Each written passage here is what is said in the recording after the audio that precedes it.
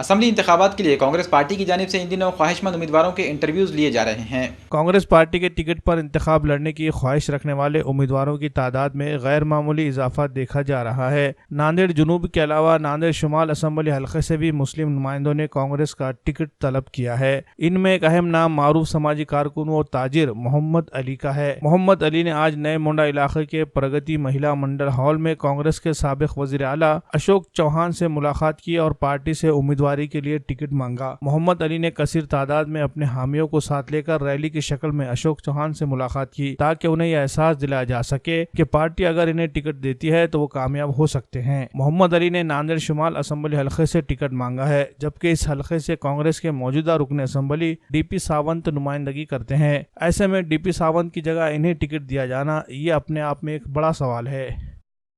मैंने नांदेड़ उत्तर विधानसभा से उम्मीदवारी मांगी है। ये कांग्रेस पार्टी एक सेकुलर पार्टी है। मुझे कांग्रेस पार्टी से ये उम्मीद है कि उत्तर क्षेत्र से मेरे को टिकट दिया जाएगा। मैं 20 साल से कांग्रेस का काम करते आ रहा हूँ। डीपी सावंत साहब के भी मतदार संघ में काम किया और मैंने इससे पहले इलेक्शन भी लड़ा हूँ। हिंदू मुस्लिम सारे समाज के लोग मेरे साथ हैं और जनाब अशोक राव साहब नांदेड़ के होने की वजह से पार्टी को बहुत अच्छा लेके चलते, हर समाज को अच्छा लेके चलते।